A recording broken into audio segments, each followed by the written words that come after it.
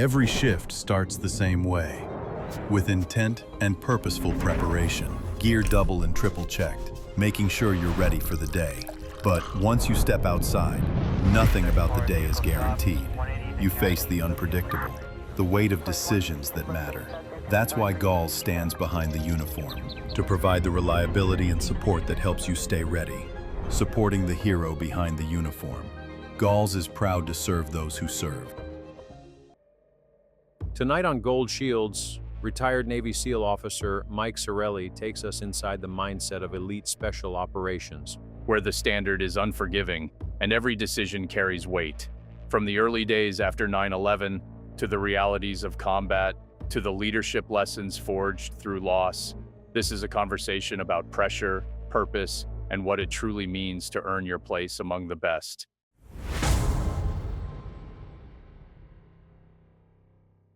Before leadership becomes philosophy, it begins with exposure. In the early years, reality strips away ego and replaces it with discipline.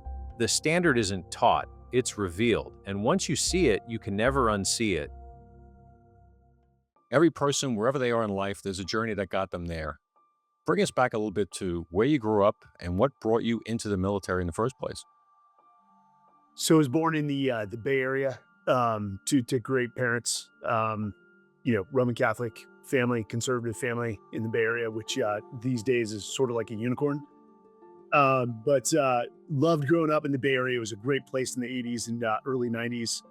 And, I probably got the bug like most kids do from watching movies, seeing troops in action, and sort of knew that was the path I wanted to go.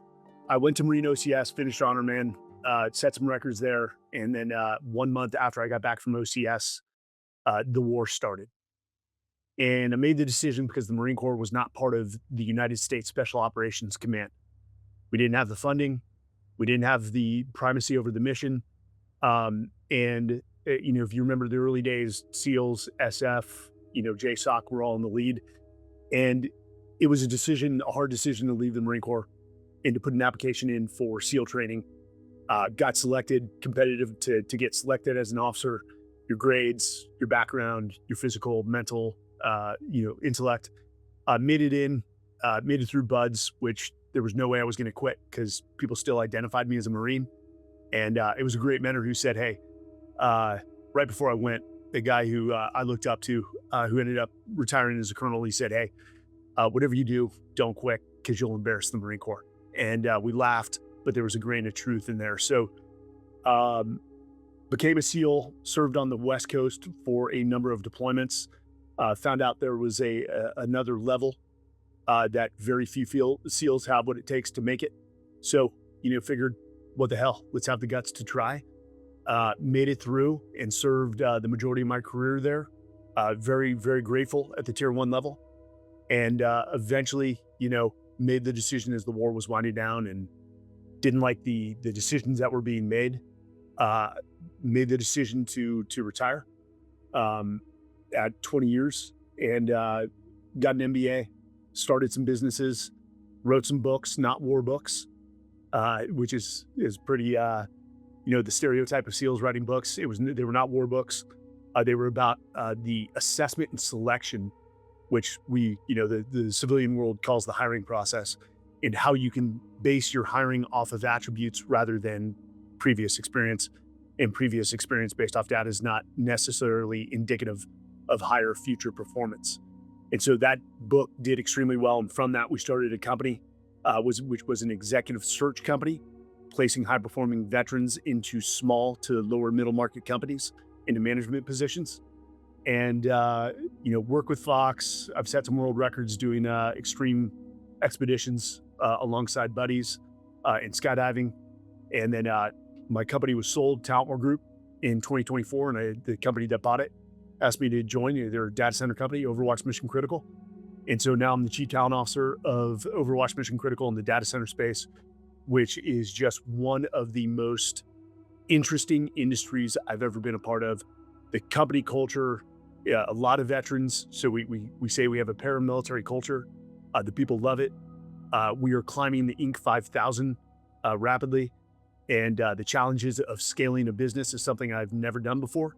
So even though I went and got an MBA, I consider scaling a company my true MBA, because we're getting punched in the face daily. We're getting back up from the lessons we learned. We're making the changes, and guys, that brings me really up to this point. There's so much to unpack with you, Mike, but I want to go back a little bit and kind of hit. It's a little both. The question I got for you, the position you're in the SEALs, and then go to that tier 1 level. One, is that a request? People ask us all the time, like, how does certain things happen? How do you get to certain positions, or how do they get to certain positions? Are you asked to put in for that, or is it just you know what, I can do that. I got what it takes to do that. I'm just putting in for it. How does that work with getting to that next level? So it's not a request. You've got to submit an application, which is part of the selection process. We want to see, we want people who have the guts to try. But then once you're screened, you go for another, let's say, very long assessment and selection program where the attrition is extremely high, and probably the most psychological evaluation, stressful evaluation I've ever been through, where you think you're going home every single day for 9 months. Wow. That's a form of cruelty in many ways, but then again, battle is cruel. The military exists for one reason, lethality, and it doesn't exist to make you feel good. So if you're in it, you better be used to that kind of stuff, I guess. Well, Dan, you bring up a good point. One of the most professionally run selections I've ever been through.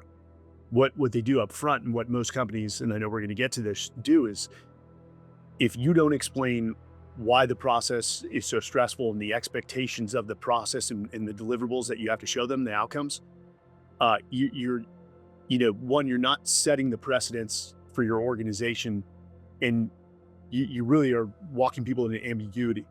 So they clearly lay out why the process is the process, what they're looking for, how they're going to test you, and going in. But while it is a psychologically stressful process, the professionalism was at a level I never saw anywhere else in the military, not even the regular SEAL teams. That says a lot. It says a lot. And that's why we have the best military on planet Earth. I mean, for that reason, for what you just laid out. So the part 2 of my first question to you with the selection part is that example you just gave, and what you went through at that level.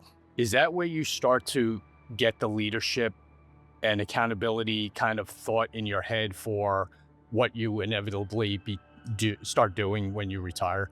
Is that kind of like, wow, that's good, or that needs to be done more, or something like that? Is that where it kind of piques your interest or gets in your brain? Well, so, and that is a great question. I think, that accountability and the discipline, which George Washington said the soul of every army is a discipline, that exists throughout the military. I mean, guys, I came from the Marine Corps. There's no better service that does it at scale. I was with some Army guys, a bunch of infantry and combat arms guys, and they're like, Marine Corps is just unique. So that exists throughout the military. But you are right, Tom, in the sense that the best leadership I ever had that was formative on my maturation as a young adult was at that place.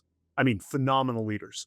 And guys, I'll tell you a quick story, and I'm not one for combat stories because everyone has them, and they seem to grow like fish. The fish was this big.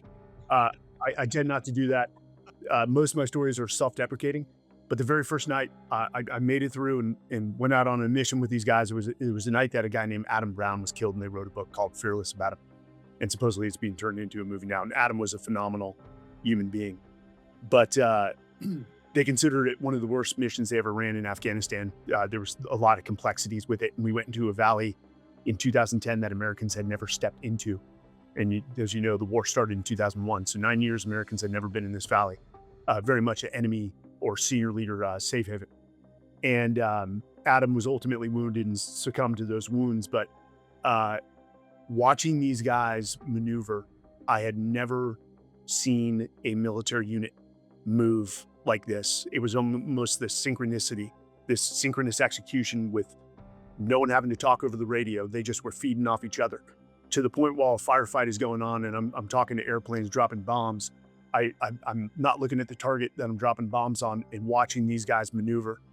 And everyone got out there. Adam was there was a few guys that were wounded. Adam was killed. But the morning hours when we returned, I was sitting on a bench with these wide eyes. And our senior enlisted guy, the most senior enlisted in the troop, a guy named Lou Langlis, walked by and he said, "Mikey, what's up?" You could see I just had this look of confusion, doubt.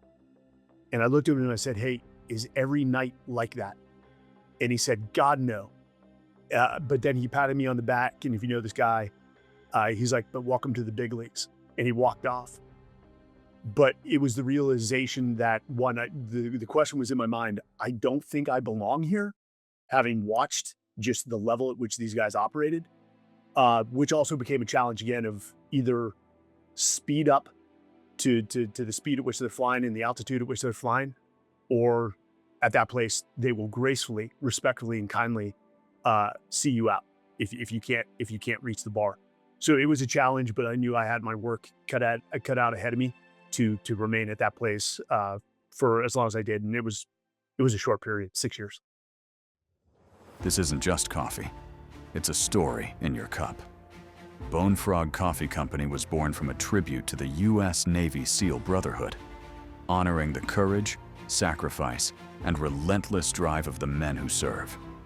And at the heart of it all is Bone Frog Blend, a medium roast crafted from organically grown beans from Indonesia, Central and South America, with rich notes of chocolate, citrus, and a smooth finish you'll savor every morning. When you brew Bone Frog, you're not just fueling your day, you're supporting veteran-owned business and the families of those who gave their all. Bone Frog, coffee that tells a story. Patriot is a premium whiskey hard seltzer. We've carefully crafted 4 flavors that not only taste exceptional, but can be enjoyed on any occasion, anytime. We're committed to giving back 5% of all profits to the core groups we call the backbone of America. We are proud to help those who serve our great country. This is America's Seltzer, the brand that stands for quality, community, and the American spirit.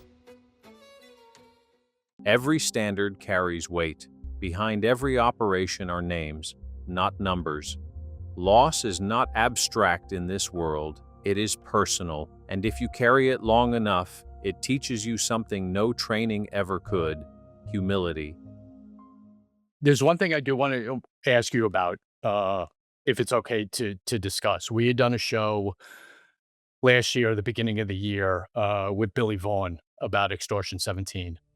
I would love, and Dan and I would love to hear your account of that and what that was all about. Yeah, As much as you're able, we understand your restrictions. We understand. it's it sits on a heavy band on my arm right there. I know you guys can't read it, but Extortion 17, 8/6/2011, in the unit that they were a part of. Those were the guys that I was with in that valley the night that Adam Brown was killed. So a lot of brothers, a lot of good friends. Again, some of the most amazing guys you'll ever meet. Sons, brothers, husbands, and more importantly, fathers. That rocked everyone. And I don't think the community has recovered from it. Especially if you look at it from a head count or manning perspective, we still haven't recovered from it because you can't reproduce those guys on a factory line. But that was soul crushing for everyone who knew them, to the point where I remember I shut down for 2 weeks until somebody proverbially slapped me across the face and said, "Hey, you got a mission to do. You'll have time to reflect on it, but you got to get the mission done." I mean, I could tell you individual stories. I think two that stick out, like Tom Ratzloff. Again, I don't like using the word legend, but that guy was pretty damn close. Like just how kind and respectful he was. People gravitated to him because he was just a outgoing guy. He was probably amongst the world's top operators, to the point where he had even received, this is an American, the Canadian Service Cross, which is Canada's second highest medal, for actions in Afghanistan, where he saved a Canadian Special Forces team. And then, one of the stories that just really brings it home, and this is what we were told, there was a dog handler, a Navy MA, a policeman, a dog handler that we trained them up through some combat skills to be the dog handler on the missions in the troop. His name was Jet Li. Well, that was his nickname, John Dungadara, first generation Vietnam family. But he was the dog handler with his dog Bart, who was also killed in the crash. But we were told that they were found fused together.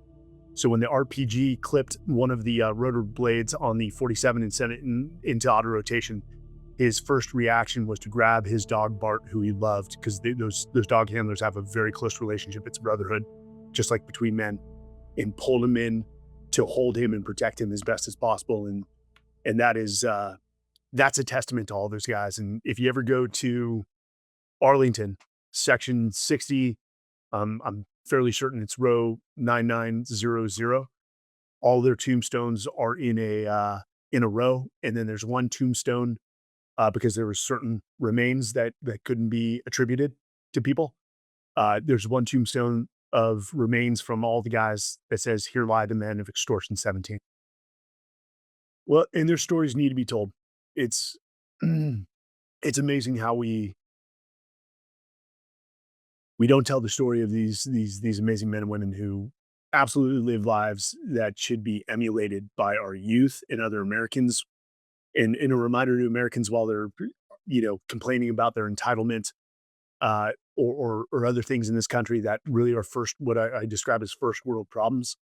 But I think Reagan said it best about Arlington.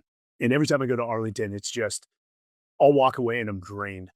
I actually don't like going to Arlington for that reason. But Reagan said it best. For people who say we're in a time that there are no heroes, they simply don't know where to look. The rolling hills of Arlington Cemetery, with its row upon row of simple white markers bearing crosses and stars of David. All those men and women died because they believed in our nation, in the betterment of what we could become, and people lose sight of that sacrifice. So, one, I've got a rule and I know we're losing the World War II generation very rapidly here, but in my earlier years, whenever I find myself in a room, regardless if I had combat or not, with World War II, Korean, or Vietnam era veterans, I listen. I don't talk. And if they ask if I have a war story, my answer is simply no, because those were different conflicts. Those were brutal conflicts in every comparison possible to what we did. And then two, when you tell me that somebody joins the Marine Corps at 17 and then quickly finds themselves at war, I always looked at the infantry, those young, Americans that had very little training and then all of a sudden end up in a war zone. And here I had 7 years of training from the recon community in the SEAL teams before I actually got to war. And when I showed up, it was a quick realization of, I don't know what the hell I'm doing. Despite all that training, it was overwhelming. And just quickly learn, keep your mouth shut, observe, watch, get, speed up to the speed of war. But for a 17, 18, 19-year-old to all of a sudden be thrust into Iraq or Afghanistan, dude, those guys were the true heroes, man. Those guys were the ones. Watching them clear house to house and street to street while we sat on rooftops with our sniper rifles in Ramadi or Sadr City, it was just like, you felt a little guilty that you weren't with them on the street fighting. I mean, absolute heroes. And at the end of the day, infantry wins wars, not special operations. When it comes to the safety of law enforcement, first responders, and military personnel, every moment counts, especially in the dark. Streamlight provides the reliable, high-performance lighting solutions that these heroes trust in the most dangerous situations, whether it's a car stop, navigating dark alleyways, or exploring abandoned buildings. With Streamlight by their side, our heroes can tackle challenges with confidence, knowing they have the power of advanced lighting technology to guide them. From the first responders on the front lines to the law enforcement officers ensuring our safety, Streamlight is there to make every mission a little easier and much safer. Join us in supporting those who protect us. Visit streamlight.com to discover how you can be part of the team keeping our heroes safe. Because when they shine, we all shine. Looking for powerful defense without the mess? Meet Impact, a revolutionary line of chemical irritants designed for law enforcement, military, and personal protection. With no blowback, no cross-contamination, and easy cleanup, Carry Impact delivers unmatched stopping power without the hassle. Whether you're in the field or on the street, safety should never be compromised. Protect yourself with the next generation of defense. Carry Impact, stopping power redefined. Leadership isn't forged in comfort. It's revealed in pressure and refined in accountability. The mission may change, the environment may evolve, but the standard does not, and the responsibility to uphold it belongs to those willing to lead. I'd like to pivot a little bit because your career in the military, we could probably talk for hours and hours about it, and there's so much to be learned from there, but you learned a lot, to say the least, from those practical, real-life experiences. And one of the real things you learned is about leadership and selection of personnel. And now you've taken that into the private sector. Tell us a little bit about what you're doing now and your philosophy towards leadership and what it means to organizations. If that's too broad, please pick from it where you will. No, it's a great question. And the first book I wrote was called The Talent War: How Special Operations and Great Organizations Win on Talent. I did do a very short tour at BUDS as what we call the Junior Officer Training Course Director role, where I got the young students for about a month, the young officers who graduated BUDS, to train them to become a ground force commander. Loved it because those young men were sponges, and you felt the weight of your responsibility to prepare them as best as possible. And I had 3 Iraq deployments, but at that point. But during that tour, I also had the opportunity to go be a guest instructor at the Special Forces Qualification course, which is right next to the Special Forces Assessment and Selection course. Consider that like their BUDS. And the SF community had absolutely spearheaded this process of knowing what they were looking for. And what they had done is they pulled all their Green Berets, the senior leaders, both enlisted and officers, and said, what is it that makes a special operation or a Green Beret, our great Green Beret, so great? And they broke it down to attributes, things like drive or effective intelligence or adaptability. And they got it down to about 7 core attributes, and then built an assessment and selection process to evaluate people on where they were on the spectrum with each of those attributes. Because no one's going to be high in all 7 attributes. That's called a superhuman. And so I was just fascinated by the Army Special Forces community. They had designed one of the best behavioral interviews in the world. And so that was the genesis of the book, and that can be applied to the private sector. Now, I'm not saying that experience doesn't matter. If you need a senior marketing leader or a senior, chief technology officer, they have to have proven the ability to do it before. But ultimately, you want to look for attributes, mindset, and if they're a true value and culture alignment. And one of the things we did find was that, and I'll use a crude example here, is you can't weight selection off experience alone. Past experience means something, but it's not necessarily an indicator of higher future performance. And so that's where the attributes come in, because if you look at it, and this is what's understood in special operations, we push people outside their physical, mental, and physical tolls, because that's where true character emerges and you can truly assess attributes. And it's proven based off data that when you push people into uncomfortable situations, their hard skills will decline and they'll rely heavily on their soft skills. Now, hopefully they're high in soft skills like drive and effective intelligence and adaptability or agility. And so we wrote something that can translate to the private sector. And that book was a bestseller. There are companies that follow the talent war methodology for hiring because we walk them through a systematic, repeatable process that produces data from which they can evolve their hiring and what they're looking for. So it all starts with filling the bus with good people. And let's be honest, even in the corporate world, you don't get to select everyone on your team. It's sort of like an arranged marriage. So that's what gets into after we get great talent on board, or you inherit a team which may have some great talent, some underperformers. That's where the leadership comes into play. And at the end of the day, I believe in a system I've created, it's become my system, which is plagiarism from all the leaders that I've had in my life, to include the peers who I learned a lot from.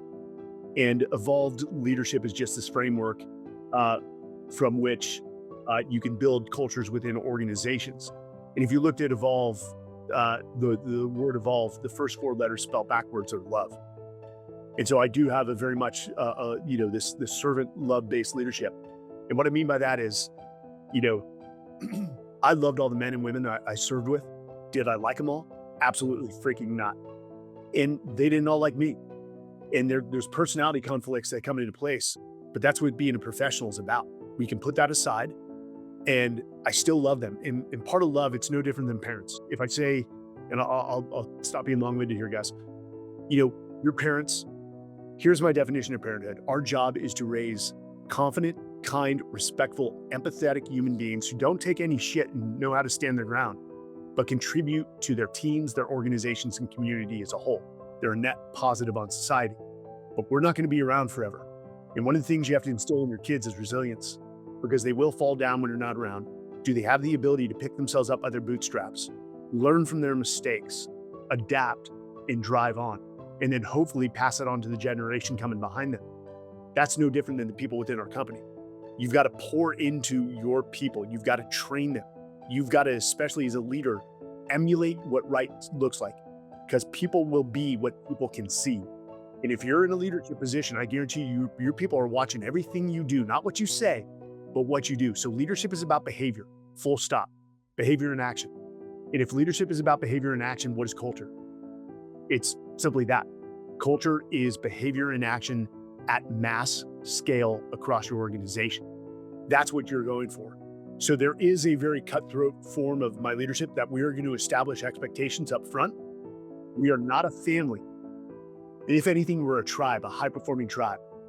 And, a team is a unit of execution. We are here to win. We're here to execute upon a mission. So if you can't meet the standard within our team, it's not an indictment of your character or your assessment as a worth of a human being. We're going to give you every opportunity to get up to that bar, which is the minimum level of performance that we expect. And if you don't, we will gracefully see you out of the organization to go find a culture where you will succeed.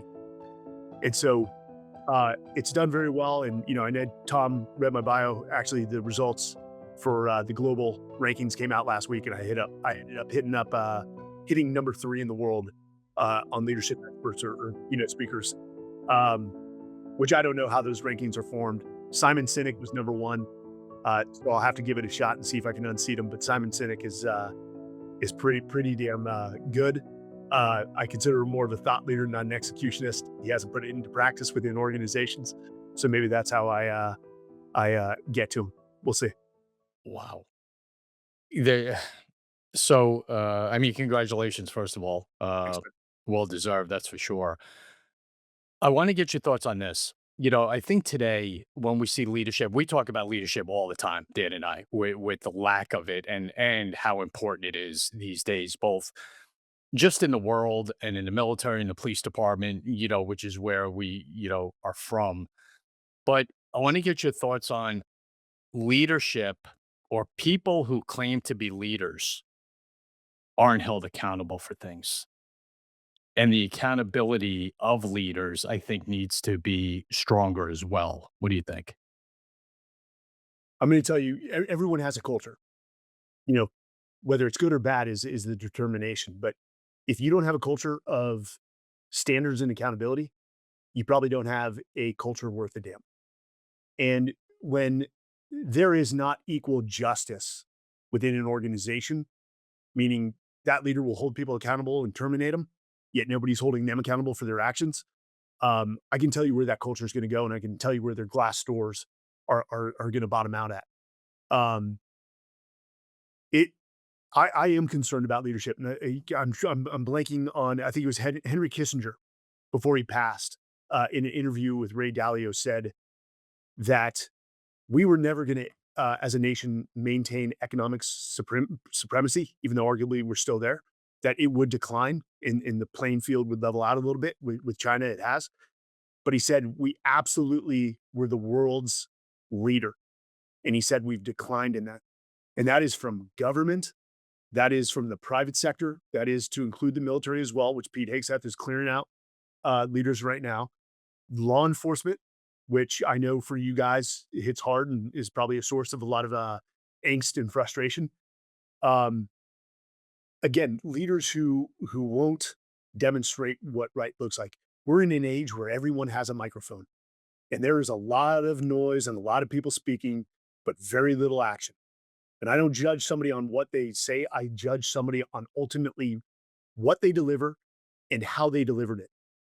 Um, but you know, with these leaders and the senior leaders who, let's just say, don't meet the bar, especially within organizations, when you have poor leadership at the top or poor leadership in charge of any team or department, your company becomes a revolving door of young, great talent who's not going to tolerate working for leaders like that. And I think that was ultimately my exit from the military came down to leadership. I worked for one leader who he wasn't a bad guy, and I've known him for ages, and he considered me his most trusted troop commander.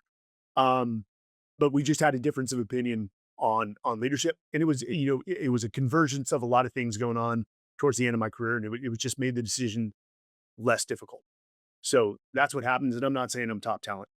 You did say something, um, people who proclaim themselves leaders, you don't get to make that choice, buddy. Your people do. Your people do. And I think a true leader is judged by their ability to transform the compliant into the willing. That people just don't follow you because your positional title is CEO. They follow you for the content of your character, that you put in the work alongside them, that you don't ask them to do anything that you haven't done before or wouldn't do yourself. And that's important. Um, uh, you know, I can't sit here and even with the ranking, say I'm a leader. That's ultimately my people's decision to make. And at the end of the day, people don't care how much you know until they know how much you care.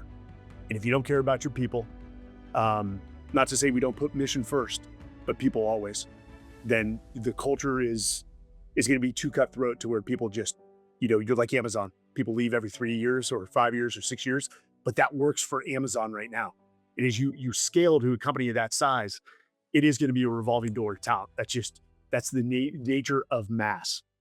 What we want to do now is give you an opportunity to tell everyone how they can get in touch with you, how they can read about you, any events you have coming up, your Fox Nation show. Let's hear how everyone can get and watch you more. Yeah. F my life. I now have a personal website. I was driven by the people who handle my business. So MikeSarraille.com. Yes, we are filming season 2 of The Unsung of Arlington, which will come out on Memorial Day. There's some other shows in the works, which Tom and Dan, I know you guys, you mentioned one of the incidents. There is going to be a special on that. That will come out this summer. There's actually 2 of them. But, what I'm most proud of is what I'm doing right now with Overwatch Mission Critical. Again, predominantly, it is a veteran-owned business. And we are in skilled in trade labor, which we have a massive deficit. And Tom, I know you brought up, or Dan, it was you that brought it up with data centers earlier before we started filming. There are national security implications in this race for AI dominance against China. But we've got something in the works to take not only veterans out of the military transitioning, high school students that don't want to go to college, and my belief is college is dead. And also, those that go to college and have a false start like I did, to fast track them into skilled labor, very high paying jobs that are going to reshape the middle class of this nation. And that initiative is called Build Now. but it's in partnership with an EDU where veterans can use their GI Bill. So if anyone wants to learn more about that and what we're doing, and our CEO, who's a Submariner, was just on the Hill testifying in front of Congress on data centers, killing some ancient beliefs that we eat water and use electricity that raises the prices. And he defeated all that. But go to weareoverwatch.com, weareoverwatch.com. And I'm very proud of the culture in the company and the impact we're having on the data center industry, which in turn has an impact on the United States. So welcome, or find me on LinkedIn, reach out, we'll have a conversation. Thank you so much. And this is our part of the show, and I'm glad Mike's here to do this with us. Just, say a prayer for our law enforcement officers, for our military vets. Keep them in your prayers, keep them in your thoughts, and as well as their families, because their families go through all this as well. They all volunteer and they do an unthinkable job in unthinkable parts of this world and don't want anything for it. So please just keep them in your prayers and think of them all the time and slap them on the back when you see them in the store, wave to them, say thank you, all that good stuff. Please, we can't survive without them. So keep them all in your prayers. For an incredible guest, and so thankful he was here, Mike Sarraille, my partner Dan Murphy. This is Tom Smith for Gold Shields. Everyone out there, stay safe. We'll see everybody soon.